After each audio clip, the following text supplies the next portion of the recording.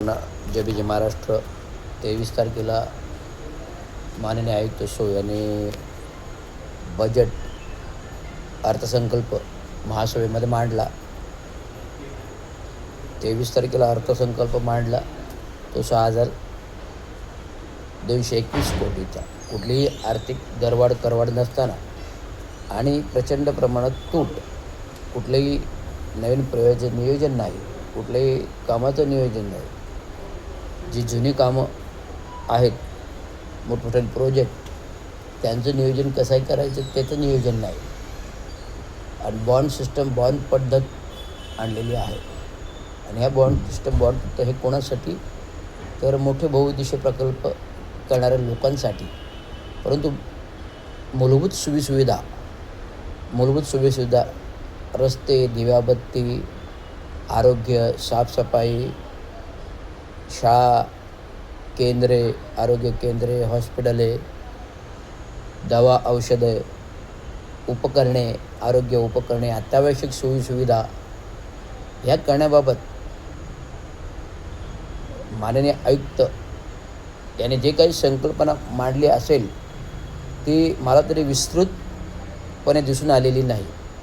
आणि मुख्य म्हणजे ज्या मूलभूत गरजा आहेत, म्हणजे ऐन तोंडावर पावसाळा आला तर तात्काळ उपाययोजना करण्याच्या आर्थिक तरतुदी, म्हणजे भांडवली खर्च आणि महसुली खर्च, हा 2 प्रकारचा बजेटी तरतुदी असते.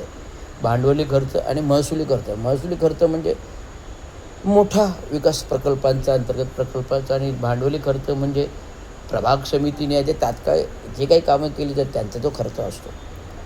तर हा जो बजेट आहे 6,221 कोटीचा जो काही सादर करण्यात आलेला आहे तो केवळ बहुउद्देशीय प्रकल्पाच्या दृष्टिकोनातून केलेला आहे आणि मोठ्या प्रकल्पाच्या दृष्टिकोनातून केलेला आहे. केवळ मूलभूत गरजेच्या सोयीसुविधाबाबत हा बिलकुल अर्थसंकल्प नाही आहे.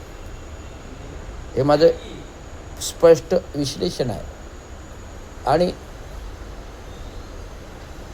कर्मचाऱ्यांचे ध्येय धोरणं, आर्थिक ध्येय धोरणाबाबत देण्याचं काही तरतुदी नाही आहे. त्यामुळे ह्या अर्थसंकल्पाविषयी मी अतिरिक्त आयुक्त 2 यांच्याशी गेलो होतो, पण आता महासभा असल्यामुळे चर्चा नाही करता आली. परंतु ते म्हणाले की आम्ही कर्मचाऱ्यांना एप्रिलच्या पहिल्या आठवड्यात थकीत देणी 7व्या वेतनाचा 3रा हप्ता देतो आहे असं मला निक्षून सांगितलं. त्यामुळे मी साहेबांचे आभार मानले आणि मी आनंदी आहे की कुठेतरी जी आंदोलने करतो त्याला कुठे पॉझिटिव्ह रिझल्ट प्रशासनाकडून मिळत आहे. दिवंगत कामगार नेते चांगो शिंदे यांचा ठराव मी कारणी लावला. दिवंगत कामगार नेते चांगो शिंदे यांचा थकीत 10 वर्षाचा ठराव आत्मधनाचा इशारा दिल्यानंतर कारणी लागला.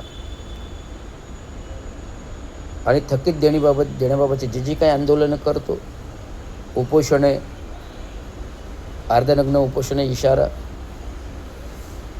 बैठकीचं आंदोलन, महानगरपालिकेच्या दालनासमोर, अर्धनग्न आंदोलनाच्या दालनासमोर, संपाचा इशारा, आत्मदानाचा इशारा. त्यामुळे प्रशासनाने महाराष्ट्र म्युनिसिपल कर्मचारी युनियन, महाराष्ट्र ऑल इंडिया कामगार सेना युनियन, महाराष्ट्र म्युनिसिपल कर्मचारी युनियन, महाराष्ट्र अभियंता असोसिएशन, स्टेम प्राधिकरण युनियन, महाराष्ट्र एस टी महामंडळ कर्मचारी युनियन, महाराष्ट्र पोलीस कर्मचारी युनियन आणि परिवर्तन कामगार सेना असंघटित कामगार युनियन वतीने ज्या काही मागण्या केल्या आहेत त्या मागण्या प्रथमतः थकीत देणीबाबतच्या 10-20-30चा फरक जो देणे आहे त्याच्यावर आणि 3रा हप्ता आता एप्रिलच्या पहिल्या आठवड्यात मिळत आहे. त्यामुळे प्रशासनाचे मी आभार मानतो ज्यांनी कर्मचाऱ्यांच्या धोरणाचा विचार केला. आता दुसरी गोष्ट, घनकचरा विभागामध्ये जो बजबजपुरी 1000 कोटी रुपये दरवर्षी खर्च होत आहेत, खत कारखाने केले जात आहेत, घनकचरा ठेकेदार कचऱ्याचं नियोजन करत नाही, गटारे साफ न करता, नाले न साफ करता, आरोग्य घनकचरा विभागातून खोटी देयकं काढले जातात. माजी महापौर, खासदार हे ठेकेदार आहेत घनकचरा विभागात. विधान परिषदेतील एक आमदार प्रसाद लाड ठेकेदार आहेत.